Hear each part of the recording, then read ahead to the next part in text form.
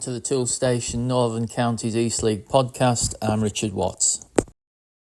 We normally start the podcast with Matt Jones, but unfortunately he's out of action at the moment. We wish him a speedy recovery. I'm now joined by the football broadcaster Tony Incenzo. Tony's well known for his support of the non-league game. And my first question is, how did you get into non-league? Yeah, well, I've always followed football since I was at primary school. I've always supported Queen's Park Rangers, but when they weren't playing, my local non-league team, I grew up in Golders Green, the local non-league team was Hendon Football Club. So I used to go and watch them play, and then other local teams around the area like Finchley and Barnet and Edgware Town and Kingsbury Town. And then after a while, as I got older and I took a part-time job when I was at school, I started the ground hopping and started going to non-league games. To begin with, it was still with Hendon, going to away games with Hendon. They used to run a supporters club coach, and we had what seemed like big trips at the time, but they were very local, going on the coach to places like Enfield and Dagenham and Redbridge and Staines and Slough Town, and it all took off from there, really. Any sort of particular memorable games? Well, I've been to over 2,500 grounds, and every club I enjoy visiting because every club, especially at non-league level, has got people involved who are the heart and soul of the community. The volunteers at non-league level are great to keep the clubs going. I mean, I've been to some very unusual places. I went to a match inside a prison at Feltham Community Prison in 2011, where I had to get special permission to go inside and had to meet up the away team. There was a league called the London Airport Midweek League, which is now defunct. And it was mainly teams of people who worked on shifts at Heathrow Airport, but there were also police teams, post office teams, and this one prison team, which were called Phoenix Football Club. And it was just after the London riots. So Feltham Prison was absolutely packed full of youngsters who were really keen football participants. And so they had this team that was doing quite well. So I had to meet the away team. The away team was Hanworth Villa veterans, who were all about my age at that time, and had to meet them and the referee an hour beforehand. In the car park, we were taken into a holding centre where we were interviewed. We had to fill out forms. We weren't allowed to bring in cameras. We weren't allowed to bring in phones. And then we went through a huge security rigmarole, which took nearly 45 minutes to an hour to get into the prison, where you were brought through massive locked doors, held in another holding cell, more locked doors, more interviews, hotel and airport security, whereby you were subject to metal detectors and you had to put anything in your pockets on a conveyor belt going through cameras, and then finally led out through the prison grounds to a railed off or a fenced off football pitch. And I saw the match between Phoenix and Hanworth Villa, which finished in a 2-1 victory. And the prison players were really, really well behaved. And then it was just the away team who were causing a few problems with the referee, arguing and so on. Phoenix won 2-1, and afterwards we were led out, and it took another hour to get out of the prison and get out, and I headed off to an evening match at Queen's Park Rangers that day. So that was great fun, and it's all part of the adventure of watching football. How many miles do you think you do in a year watching matches? Oh, thousands. I mean, I don't really look at the mileage. I just look at trying to get around all the grounds in your league this season. I've already been to Louth and Clay Cross. I've still got Wombwell to visit as the final ground. I've completed your league several times, but every year you get 2 or 3 new clubs, and it's good fun travelling all around the country. When I went to Louth, it was really nice to see how a club have relaunched themselves. They haven't got a ground in Louth. They're playing maybe 7 miles outside Louth, but they're doing their really best to build up that ground. They had installed a stand. They were really friendly and good clubhouse facilities there. Clay Cross, it was nice to meet Nobby there, who is a great volunteer. He does the programme. He's the club secretary. And he spoke about the good old days of non-league football with me for ages. It's just great fun travelling around the country and meeting everybody. What are your thoughts on the standard of the non-league game? I'm sort of thinking particularly below the National League, sort of like at Northern Counties East level, steps 5, 6, 7, that sort of thing. Yeah, I think it's a really good standard. I love steps 5 and 6 because it's FA Vars level, and the FA Vars is my favourite. The Isuzu FA Vars is my favourite competition on the whole football spectrum because anybody can win it. If you look at the FA Cup now, the FA Cup is approaching the 4th round stage. Many of the Premier League clubs rested all their best players in the 3rd round. Even Championship clubs were resting their players. That wouldn't have happened in the FA Cup 20, 30 years ago. So the FA Cup is not what it used to be. The FA Trophy, again, I think a lot of the big National League clubs rest players because they're more interested in gaining promotion to the Football League through the National League or getting in the National League playoffs, which have been extended down to their top 7 clubs. But the Isuzu FA Vase is incredible because any club that enters it has a chance of getting all the way to Wembley. And every club approaches their FA Vase tie as their biggest game of the season. And there's so much excitement, even in the earlier rounds of the FA Vase, because all of those non-league players, all of those players in the Northern Counties East League and other Step 5 and Step 6 leagues, all of those players and club officials and supporters dream of getting to Wembley, the march to the Arch. And that's why I think Step 5 and Step 6 is booming. It's really, really exciting. The new clubs are coming in at Step 6. As I mentioned, 2 or 3 new clubs in your league this year. They're all doing their best to upgrade their facilities and become good senior clubs. So I like Step 5 and Step 6. I think it's really exciting. It certainly seems in our league that attendances are on the rise quite significantly. Is that the case across the country, do you think? Yes, I think so. I think there's a disillusionment now with the Premier League, and supporters are getting locked out. They can't afford to go to Premier League clubs anymore. They can't get tickets for games. I live in London. If you wanted to watch a Premier League game and you decided on a Saturday morning that you wanted to try and get a ticket for Arsenal or Tottenham or Chelsea, first of all, it would be really, really difficult to get a ticket. Secondly, match day ticket prices are around £90 in London. So if you've got a couple of kids with you as well, and the kids and yourself want a burger and a drink, and you've got to pay for your travel or your parking, you're not going to have much change out of £150 to £200. Now, I'm a working class person. I grew up in a one-parent family in a council estate. And when we started going to football at Queen's Park Rangers in the 1970s, QPR were in the top flight, so the equivalent of the Premier League. And it was relatively expensive, but it was a luxury. And we did without family holidays and so on so that we could have our season tickets.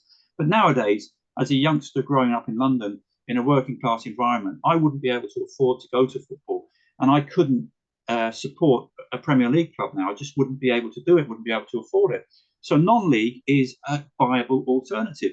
And it's there are 3 really good aspects of non-league football. It's the affordability, the accessibility, and the community aspect. So the affordability, Step 5, Step 6 games, maybe £5-6 to get in. You can get a drink, you can get something to eat, and you can have maybe change from £10, £12, £15. And children are discounted prices. Some clubs offer free admission for accompanied children. It's a good family day out at a relatively cheap price. So the affordability aspect is great. The accessibility of non-league, magnificent. You don't have to book your tickets. You can turn up 10 minutes before. You can park outside. You can pay to get in. You can walk around any 4 sides of the ground that you want to. You can sit in the stand if you want, or you can stand on the other side or behind the goal. You can mix with all the supporters. You can mix with the players in the bar afterwards. It's absolutely fantastic, that accessibility aspect. And then the community aspect of non-league. For all of these clubs, run youth teams, ladies teams, disability teams, and they have a massive reach out into their local community. So those are the real aspects of non-league football that make it really, really attractive. One thing I want to mention is your Saturday morning Twitter thread when you go, where are people going to watch today, seems to get fantastic responses to it. I just wondered what's sort of like the most surprising or unusual response you've had on that Twitter thread. I had a reply from Joey Barton last week when he was on one of his hobby horses about his aspects of football that he doesn't agree with, and he came onto the thread and started arguing with me about women in football and so on. And in the end, I just had to delete my involvement on that because it's an argument that you can't really get involved with. But it's nice to promote non-league football and let people know what games are taking place. Some people might, as we said, be locked out of Premier League games or can't afford it. Hopefully they'll look at the thread on a Saturday morning and see a local game that they want to go and see, or maybe travel a bit further afield, particularly in times of bad weather when there are games being postponed. It's nice to have that thread and clubs confirming that their games are definitely going ahead. So I like to do that. I also like to promote games in the national competitions, the Isuzu FA Trophy and the Isuzu FA Vase. And hopefully by getting this word out and really promoting non-league football, we'll attract new spectators through the turnstiles who become long-term supporters of our local non-league clubs. Yeah, I think I've noticed that with the clubs with their junior teams, there seems to be sort of like starting to be more younger kids coming to watch young non-league games, where it's always sort of, I've always thought going back, it's always sort of been the older generation, hasn't it? Yeah, it's a safe environment though for children. You know, you can go along as a family and bring a couple of kids and let them run around. Sometimes the kids play football behind the goal. Sometimes the kids are asked to be mascots. It's a really good, wholesome family community, the non-league scene. I started going when I was 10 years old, and with my friend from school, Johnny.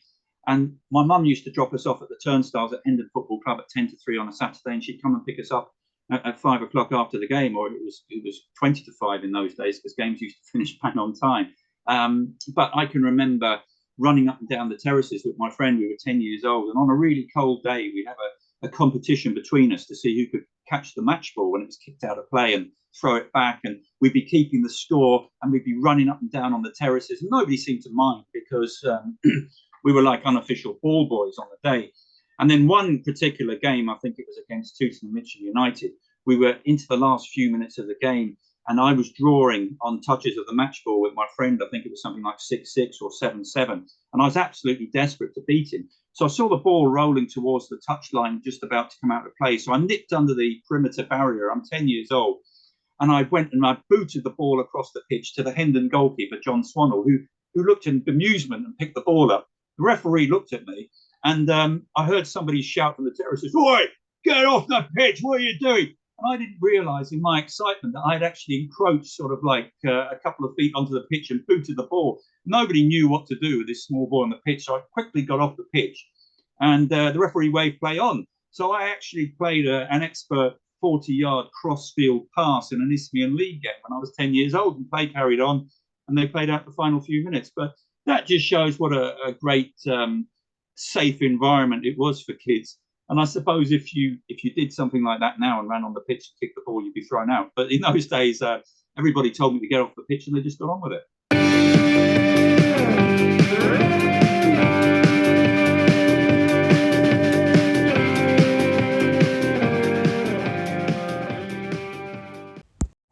Volunteers are essential to all clubs at this level, and on the podcast we hope to feature a number of volunteers in future episodes. If you're a volunteer who would like to come onto the podcast and talk about what you do in your club, then email NCEL Podcast at gmail.com. Now over to Phil Withers, who's looking at an NCEL season from years gone by. Hello. We continue our review of the history of the Northern Counties East League by looking at the NCEL's sixth season, 1987-88. The league retained its three divisions from the previous year: Premier, Division 1 and Division 2. The Premier Division consisted of 12 of the previous season's clubs, plus promoted Grimethorpe Miners Welfare, Hallam, Harrogate Railway Athletic, Hatfield Main and Dorset Albion. Emley were the Premier Division champions on goal difference from runners-up Farsley Celtic. Dorset Albion finished bottom. However, there was no promotion or relegation at the end of the season.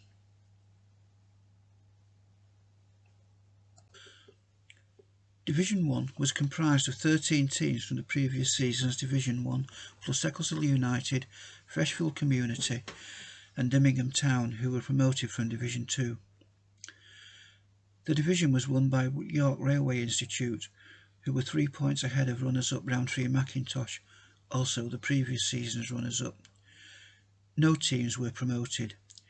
However, Staveley Works transferred to the Central Midlands League, and bottom club Dronfield United were relegated to Division 2. Division 2 featured 15 of the previous season's clubs. There were no new ones. Pickering Town took the title, 3 points ahead of runners-up Collingham. Both sides were promoted. Tadcaster and Albion finished bottom, but were not relegated. However, Wunwell Sporting Association transferred to the Central Midlands League.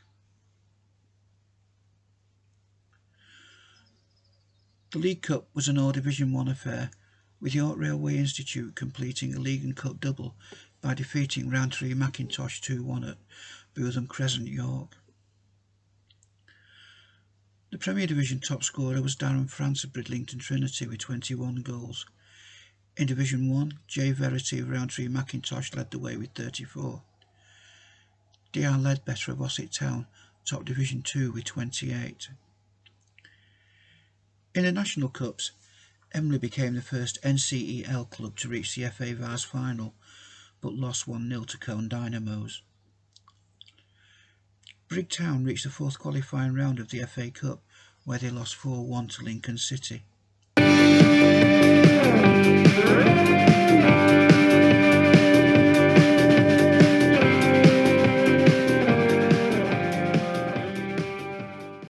Next up, NCEL Talk.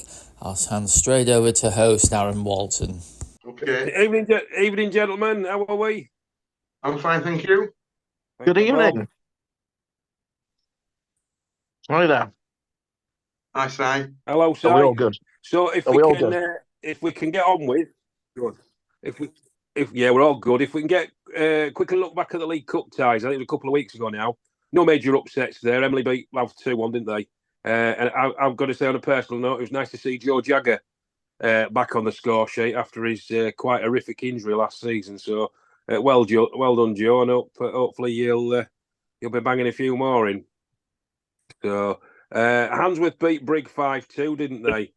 And I was at the Beverley Campion game, played in possibly the worst conditions I've ever seen a game in, but a real creditable game actually, 2-2. And then Beverley unfortunately went out on penalties, but it was a real good game. So if we can go on to Saturday's games, then if we start with the Prem, I'll just go through them, and then I'm going to let you, Bob. Once we've gone through them, I'm going to eulogise about Gould's victory. So how do you know I'm going to do that? I don't know, Bob. I don't know, but so we virtually had a full programme with a twist coming in the form of Campion losing in the Bradford derby to the ever-improving Eccleshill. They lost 2-1, didn't they? So the Eccleshill are pulling up a bit. So that gave Emily the chance to close the gap at the top, which they duly did in what looked on paper to be a real tough tie at Thackley, wasn't it? Emily going ahead through Ruby Jerome. Kieran Suddard's equalised for Thackley early in the second half, but obviously Emily pulled away and won 3-1 in the end. So that was a good win for Emily. Rottington continue their super form and still turning heads with a 4-1 win down at Oxford Road against what I would have thought would be a very tough Penistone Church team. So to win 4-1, that's a real good game. And I don't know if anybody's seen it, but the Ross Hannah free kick, absolutely sublime. Really good free kick. And Liam King scored, though, the evergreen Liam King and Jamie Green on the score sheet for Maltby Main. Knaresborough, there's another one. Continuing with their great form down at Manslane, beating Handsworth 4-2. Danny Edwards on the score sheet again.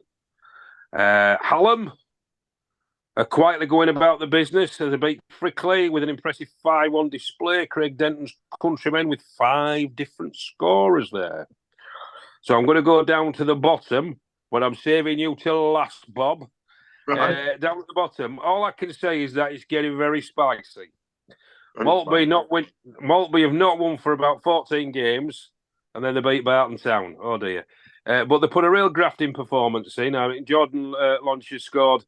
It was real tireless, he was. But the first half, Barton weren't very good. But Maltby really capitalised on a bit of sloppy defending, and then second half, Barton come out and played a bit better, looking for the equaliser. But I'm afraid Maltby killed them on the counter attack twice. Nathan Perks looking busy up front, and then Maltby scored again through with another defensive mix-up. Harry Spooner scoring.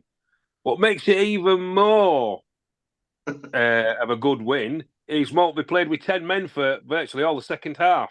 Oliver Curriger in his marching orders for catching Matty Clayton. I thought it was like a bit of a 50-50 challenge, but Oliver did catch Matt Clayton, So Andy Dawson and Lee Whitehead hopefully have a little bit of momentum now, and Maltby are at Pickering on Saturday. Right, we're coming on to you, Bob. Goal, what a win, 3-0 at home to Tilsden, and a good crowd getting behind the Vikings. Bob, what was it like? It was really good. I mean, crowd 233, and we played really well. In the last two or 3 weeks, you could see it was coming together more. I mean, it takes time to build a team. And I think Nathan and Jamie now I've got the players that want to progress the team, you know. And it was clear on Saturday. I mean, we looked so exciting. It was probably our best. Well, it was our best performance of the season, you know. Wow, To beat Snowden 3-0. I mean, 2-0 at half time. That's right, dreamland for goal. But moment, you know. Yeah, definitely, it was good. I mean, you were supposed to play us on Tuesday, but unfortunately, standing water. I'm pleased you didn't play us, to be honest, because I think you beat us. Well, to be honest, after Saturday's performance, we winning 3-0, you losing 3-0. I thought maybe it's a good time to play, you know. But definitely, I would agree with you there, Bob. But who would have thought at the beginning, start at day though? Who would have thought the bottom three, all three teams would win at home? You know, who would have thought that? You wouldn't, would you? You wouldn't. You wouldn't want to put money on that. So Goal are looking the right way now, aren't they? Who have you got on Saturday, Bob? Oh, we've got a good match on Saturday. Bottisford. Now, Bottisford had a good win last night, didn't they? They did at Albion. Yes, 1-0. Bottisford are in good form. I've just been looking before I came on. The last 4 games, they've taken 8 points. Last 4 games, and so it should be. And after our win, and after their win, it should be a cracking game. So I hope it's a good crowd. And where's it at? It's at Bottisford on the 4G. Yeah, I'll tell you what, Bob. You'll be impressed how that ground is now. It's a really nice, tidy ground at Bottisford. It's probably, I've said it before and I'll say it again, it was probably one of the tattiest grounds last season. It's one of the best, I think, this season. Definitely. Yeah, I'm looking forward to seeing it. Yeah, I'm looking forward to seeing it. Yeah, it'd be good. So, one more game before we come on to Si, who's patiently waited. Pickering earned a solid away point at Golker. Again, with a really good crowd at Golker, 391 getting behind the home team. I mean, just imagine if they could string some wins together, they'd be getting 400 and 500, wouldn't they, there? Golker. Just going back to the Thackley game, Thackley Emily, it was 423. It's a good crowd for Thackley Emily. You know. Yes, very good. I'm pleased they're getting behind Thackley. That's a real good crowd. So that's our Premiership covered. So if we can go on to Division 1, Parkgate entertained at the lowly Swallow Nest in the Rotherham Derby and seemed to make very hard work of it, only winning 1-0 with a late Austin penalty. Wakefield will go on to you. Another solid away performance, winning at Clay Cross 4-0. Si, what can you tell us about that? Just a quick one on that Parkgate one as well. We were watching the Twitter feed for quite a long time, seeing that as being 0-0 and hoping that was going to be a good side. And it was like 10 minutes to go when they got the winner in that one. So the Parkgate train keeps rolling, doesn't it? Yes, in the words of Johnny Burnett, the train kept rolling. So Wakefield then. Good win for us. I mean, first of all, great credit to Clay Cross for getting the game on. The pitch was difficult, but it's like we keep talking about, isn't it? When it comes to these winter games, it's difficult. It was really spongy because of that much moisture in it. But we got the game on, and 0-0 at half time. We were struggling, I think, a bit with the pitch, but worked out a bit more in the second half, and 4 goals in the space of about 20-something minutes, 22 minutes, settled the tie. And then it could have been more, but their goalkeeper started playing a blinder after that, and it would pull off some worldy saves. So great credit to him, for keeping the score to what they did. But nice little setup there. First time I've been to that one. Obviously, good this season, so it's my first visit there. And they're a very humble club, as they say themselves. With limited resources, but a nice little place to go. Good asset to the league, aren't they? But it makes it happier when you're driving all that way back up the M1 after you've got 3 points, though. It's never any good when you've got 0. So I do not know that feeling. But Womble, or as my good friend calls them, Womwell, defeated Ollerton away 4-1. So Shirebrook dropped a place, didn't they, without a game, really. So Womwell is still going strong. They've lost their strike, haven't they? Marcus Day. He's gone to Australia, hasn't he? He has, Bob? Yeah, he's gone to Australia. So I've heard that. I think it was only like a short-term deal, wasn't it? Yeah. Because with that in mind, that he was doing that, so yeah, he's gone travelling, hasn't he? Yeah, has he gone? Has he gone footballing over in Australia? Because a lot of the lads at this level go to Australia to play semi-pro football, don't they? Yeah, I think it was mentioned travel and football. So he's gone with his partner, I understand. All right. Well, I hope he has a good holiday and plays some football. So will Beverley put Retford FC to the sword 4-2. Another decent win on the road for the Beavers. They're looking good, aren't they, Si? Yeah, we've got them next Tuesday, and they've been a bit of a bogey club for us because we beat them the first time, but they've won the last 3. So we're going to see what that's like next Tuesday. Obviously, that's one of the top of the table ones as well. In that playoff spot, so that's going to be a big match. But yeah, in fact, Retford FC are a good team as well. I mean, but Beverley just keep like the Parkgate thing chugging along. We've got a consistent set of wins together now, haven't they? Yeah, and they were playing with 10 men for a long while because Josh Batty, he got sent off. So, again, they were playing with 10 men. I mean, Josh was playing... I went to watch Beverley on Tuesday night because obviously our game against Bob's Gould team was postponed. So I went to watch Beverley and they put a real good performance against Dronfield, really good.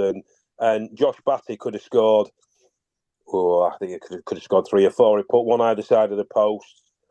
Keeper saved one, and he just got one over the bar. So he's going to have an enforced rest of about 3 games. So, but he's playing really well. They're all playing well at Beverley. I mean, they've got most of their players. They've got the experience of being in a higher league, Premier, NCEL Prem, or higher than that. So I know quite a few of them are getting on a little bit as well, but they've got some good youngsters in there as well. So it's a good mix. So that'd be a good game, that side. If I wasn't at Barton, that's a game I would have come to watch. Was it at Wakefield? It is. It's at Wakefield, yeah. Oh, I don't know if I'd have come all that way on a Tuesday night. I probably would. I've done longer, but that's Beverley and Retford.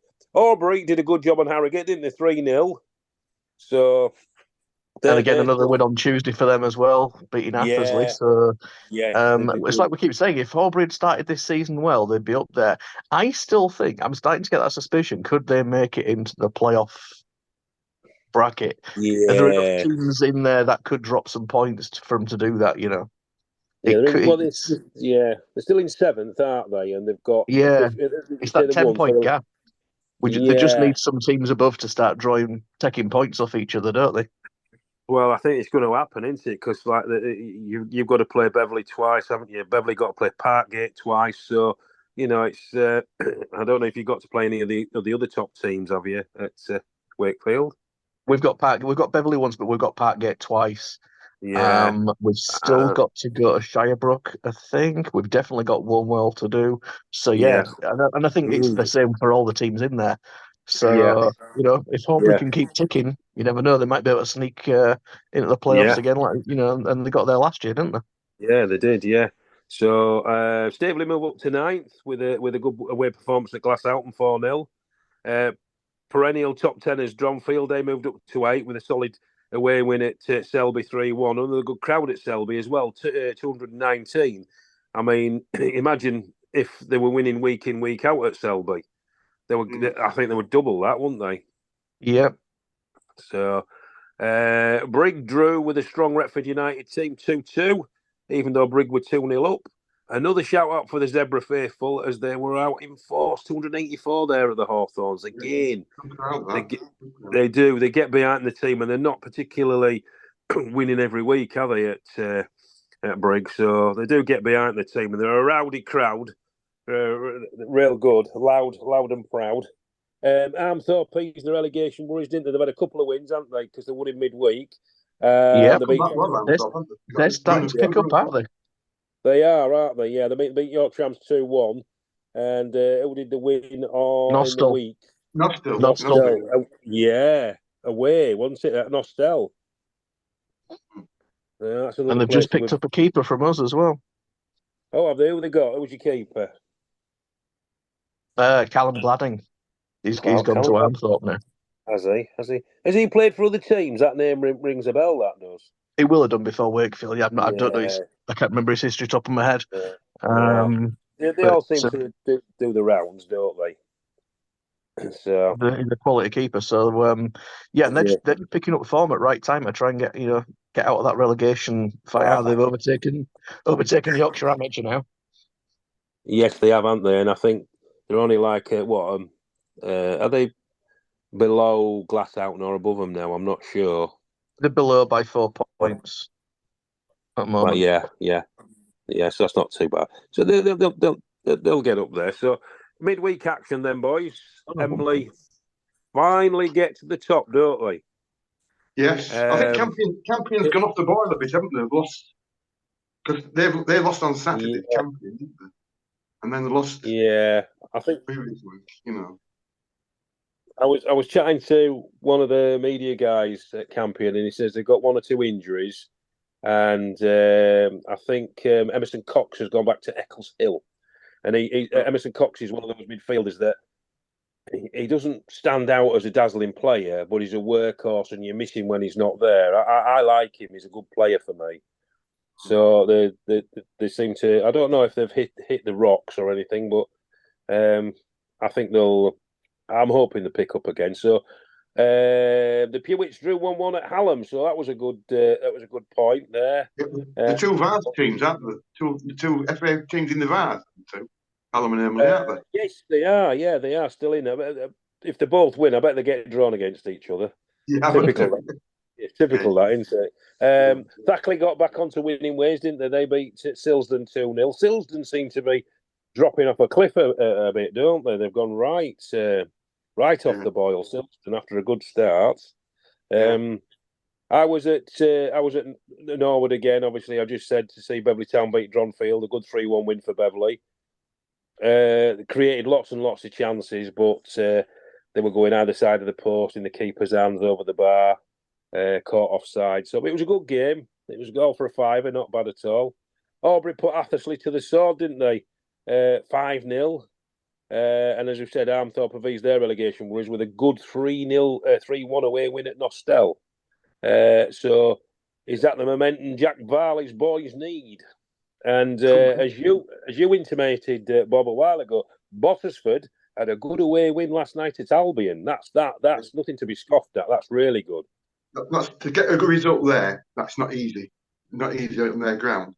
And so it's a good result for Bottersford. That really good. I think Mike Thompson, as I said before, I think he's got that team playing well. He says. Did you see the crowd? Do you see the crowd? 51. Yeah, I just feel sorry for Al. I really do. The guys put a lot of work in behind the scenes at Albion, and they just don't get the.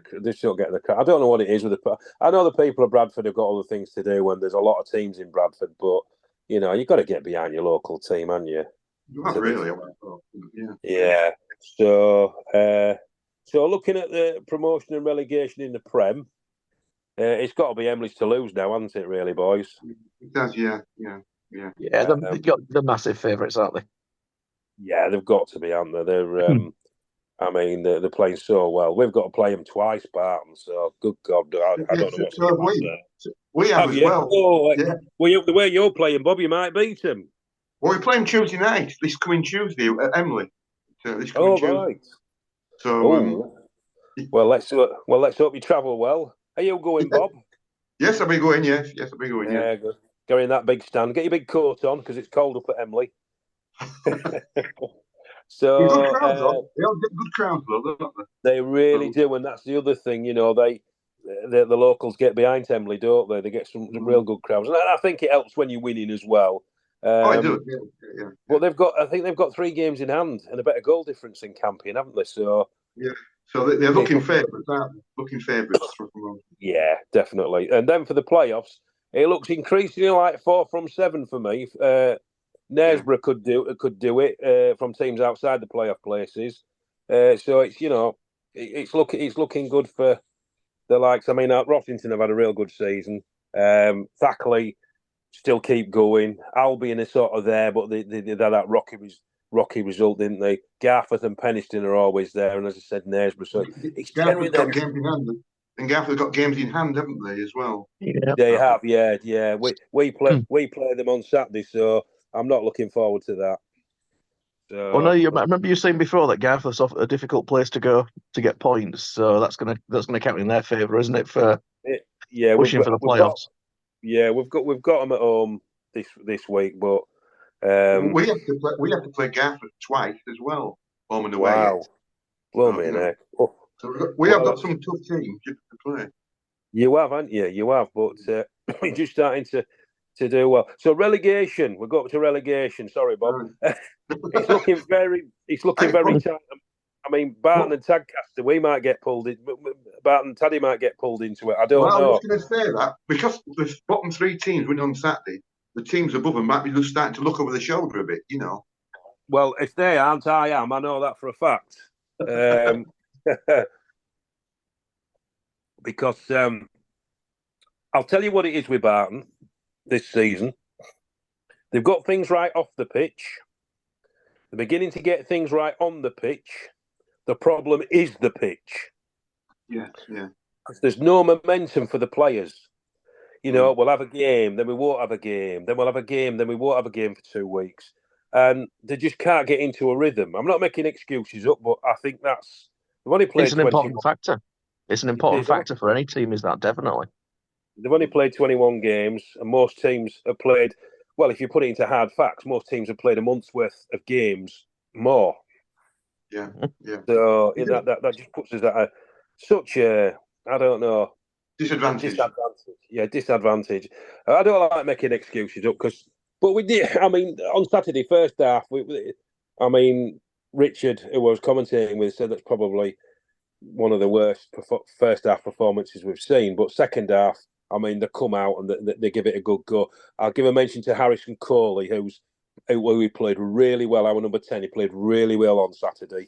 He's got 2 lovely feet, and I think that's one of his best games he's had for us this season. So well done, Harrison. It's just, I don't know, it's just individual mistakes at the back, and it just costs us. But well done to Maltby. I'm not taking anything away from Maltby. They played really well, especially with 10 men. So it's getting very, very twitchy down at the bottom. And because our game was cancelled with yourselves, we can't play until March now because you got your full up in February, Saturday, Tuesday, all throughout February. I know. That's another thing, isn't it? Then you get a culmination of games Saturday, Tuesday. These players are full-time, work full-time, then they've got to play. I mean, it's just no rest for them, is there? And I mean, people say, they don't need rest, running around for 90 minutes. Well, I beg to differ there, because it's so hard on the body. It's so hard on the body, and especially on these heavy pitches. So, well, at least hopefully the game will be on, Bob, in March. Well, should be. But fingers crossed, better weather than by March. And You will get looked after as well, Bob, when you come. I'll look after you, mate. Oh, thank you very much. but you are based in Marsh Lane. Somebody said our fans forum. I said, well, it's Marsh Lane. There's the clue why it's off. There's the clue, isn't it? It is. It didn't really used to flood when I was a lad, but they've built houses on it, and the cricket field have filled a drain in, and they've just got like a little pipe going through. The far side behind the stand, that drain's not really being cleared out, and woe betide anybody who goes and clears it out. They'll be fined, won't they? Because there might be some mating frogs in there, or a speckled newt in there, that type of thing. I mean, we had Devil's own job getting the new bridge put in for our new entrance off Pasture Road rather than Marsh Lane. He needed planning permission. There was newts mating in there. Oh dear, we had to wait for. It gets ridiculous. It gets ridiculous. Red tape. red tape. Oh, this country's full of red tape, isn't it? We get stuck with it. I've just got that written down, Bob. There, red tape. Oh, good. Yeah, it seems to be in every facet of British life, don't we? Red tape. But there you go. Ridiculous. So as we look at Sias, we're looking at Div 1. So what's your thoughts of who's going to go up naturally, and who's going to go in the playoffs? Who do you think? What do you think it looks like at the moment? I still think, like we keep saying, it's Parkgate's to lose. They've got the games in hand on everyone, and the top of the table at the moment. But at the same time, you talk about Barton having to play twice a week for a lot. They're going to have to do the same. So Yeah. it's about legs at the end of the season, isn't it? They might have some tired legs come March, so you never know. They might drop some points, but at the moment they're in pole position. And I think you probably are looking at five clubs going for the 4 spots for the playoffs. Yeah. Aubrey 10 points outside, it might just be a bit too much, but you never know. I mean, they've got a game in hand on Shirebrook, and Shirebrook they've lost they've lost. Yeah, I mean, you've got Retford, Shirebrook, Woolwell, Beverley, and Wakefield. I'll tell you what, there'll be some great playoff games. Woolwell and Beverley are the ones that are really in form. Woolwell and Beverley are the ones that are to watch at the moment. Yeah, I've made a note here. I see Beverley and Parkgate are both to play home and away yet, so that'll be 2 good games. Yes, it will. Yeah. I think I shall be able to get to the Beverley home game. I think they play a midweek later on in I think March time maybe. Or I'm not sure. We might be playing in March. You can pick up draws in those. Joe might be playing you in March. Oh that's about right. Yeah, but get all set to go there. Then I'll have to come to Barton. Otherwise, I shall get chastised for not following my club. Mind you, they'll have nobody on the microphone, and they'll have nobody to hand the sandwiches out. No, I'm only joking. I only do the microphone nowadays, and I get that wrong. So, so there you go. So we're looking at Wakefield, Beverley, Woolwell, Shirebrook, and possibly Retford. Then, and we think Parkgate are going to go up. Do we? Mathematically, that's the most likely. Yeah, and what about going down then, Si? I mean, you got Yorkshire, Swallownest, and all. I think Swallownest and Allerton unfortunately look doomed, don't they? They are, and Yorkshire Amateur are starting to get cut adrift a bit as well. Armthorpe are picking up. I'd be surprised if it's not the same 3 that we see now there. Yeah. But everyone's got a fighting chance. Swallownest and Allerton they've just had poor seasons, haven't they? Yeah, Swallownest 31 games, 9 points, and Allerton is it 28 or 29 games, 4 points. So Allerton are still suffering the effects of last season, aren't they? I think they are. Yeah, I know they've got a new manager at the end of last season. Yeah. So it's a shame, isn't it? I mean, when clubs do that, and it'd be interesting to see who comes up from what league as well, because obviously we've got different feeder leagues, haven't we? It'd be interesting to see who comes up. I know, is it Thorn Colliery? They're doing quite well. I don't know if they're going to go up. Do you know anything about them, Bob? I don't. In the old Goo many years ago, Goo used to play Thorn in the derby games, but we haven't played Thorn for a long time.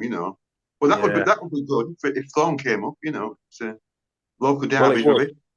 Well, we want more derbies, don't we? I mean, that's why I'd like. If I'm greedy, I would like Beverley and Wakefield to come up. 1, because I like going to Wakefield, and 2, Beverley will give us a really good derby, but a good game. But that's just me being greedy. But I think the playoffs. I don't know what you guys think. I think the playoffs are a real good idea. Oh yeah, absolutely. It creates excitement, doesn't it? And because I mean, intention, and the crowds will be good, and that's always good at this level. Definitely, and especially for I mean, the Div 1 have had the playoffs for a few seasons now, haven't they? But the Prem, it's just in this season, and I think that stops teams from if they know they've not got, if they're laying in about 6th and 7th, and they know they've not really got a chance of getting that top spot, they tend to drop off a bit, don't they? Cut the budget and so on and so forth. I can understand it, but it's not brilliant for the fans, but.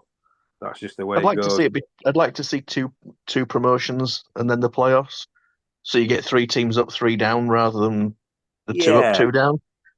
Because particularly from listening to you guys, there isn't a lot of difference between the top teams in Division 1 and say mid-table on Prem. I think, my uneducated guess, I would think that most teams, I would say from Parkgate down to Retford United or possibly even Horbury, would manage quite comfortably in the Prem.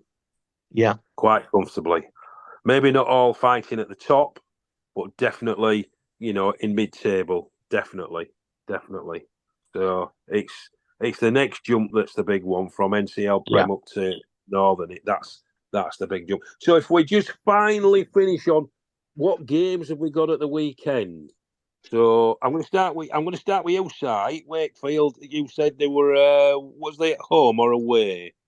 No, it's Beverley at home on Tuesday, but on Saturday we're away at Glasshoughton. So that's quite a little local trip for us. Yeah, potentially but a very heavy pitch.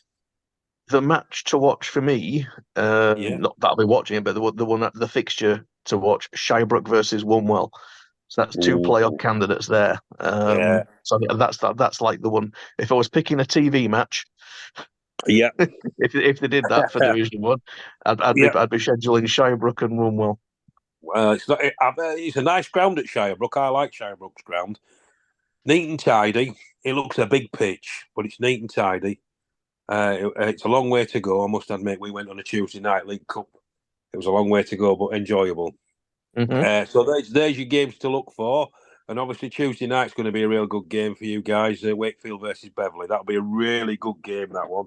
And I can't wait for your report next Thursday, Si. How you think's going to play well and who's played well and what have you. So that'll be good. And in the Prem, Bob, who have you got your eye on in the Prem? Well, teams like Castor and Eccleshill, that's a night we'll keep an eye on that, and Pickering and Maltby. So all the bottom three teams are away this week. So it'd be interesting to see how all three of us play after last week. Definitely. And who's goal got it, Bob? Bottisford. Oh, Bottisford. I think you've got the toughest one out of the lot. Yeah. Definitely. But that'll be a good game. I think if you can come out with a draw there, Bob, you've done well. I'd be happy with a draw. I'd be happy with any result.